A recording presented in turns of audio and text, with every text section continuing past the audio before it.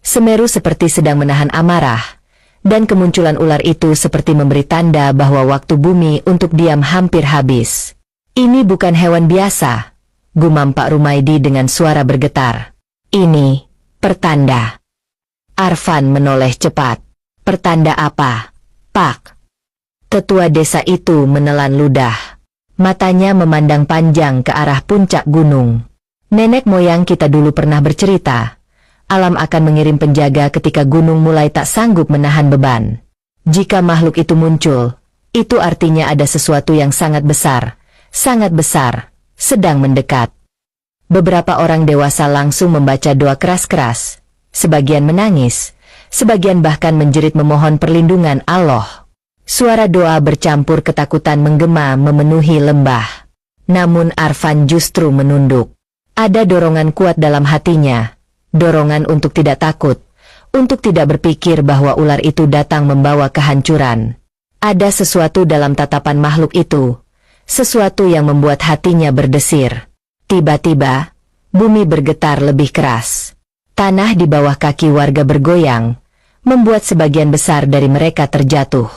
Pepohonan bergoyang keras, dedaunan beterbangan, dan hewan-hewan liar berlarian ke arah terbuka. Burung-burung berterbangan rendah, menabrak apapun yang mereka lewati, seolah kehilangan arah. Semeru menggeram. Ular itu mengangkat kepalanya tinggi-tinggi, melebihi tinggi hutan di sekitarnya. Lalu, untuk pertama kalinya, makhluk itu mengeluarkan suara panjang, melengking, tetapi mengandung kesedihan mendalam, seperti jeritan hati yang memohon. Tidak ada yang berani bergerak. Tidak ada yang berani bernapas terlalu keras. Karena suara itu tidak terdengar seperti suara hewan, tetapi seperti suara manusia yang sedang merintih. Seolah ada jiwa di dalam tubuh besar itu, seolah ia bukan binatang biasa, seolah ia adalah utusan, penjaga, atau korban. Arfan merasakan panas mengalir dari ujung jari hingga ke dadanya. Ketika kepala ular itu perlahan menunduk, sorot matanya berhenti tepat pada dirinya.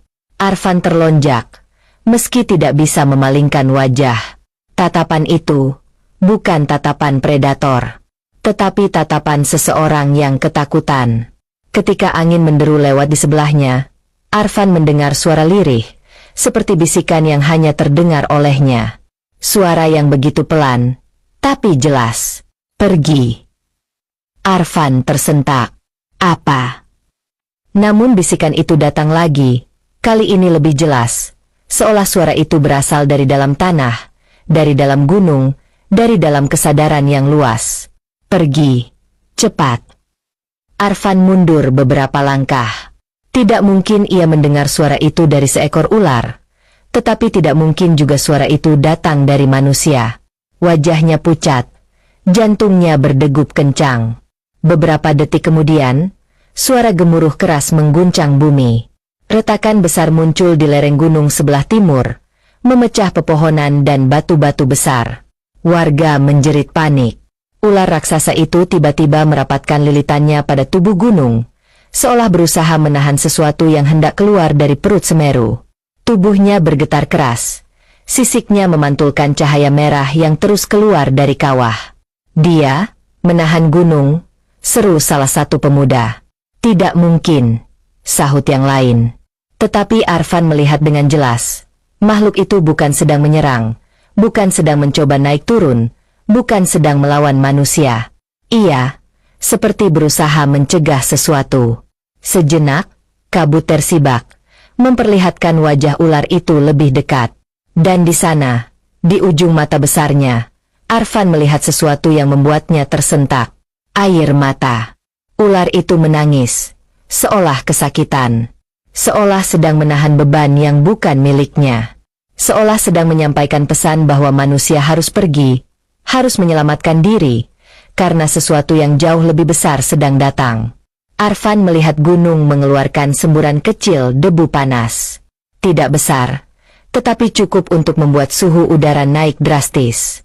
Warga berhamburan menjauhi lereng. Anak-anak digendong, ibu-ibu dituntun, orang tua dibopong dari bahu ke bahu. Di tengah kekacauan itu, Arfan mendengar suara lirih yang sama, menggetarkan dadanya. Pergi, selamatkan mereka. Arfan terdiam. Inikah suara hati ular itu? Atau suara alam?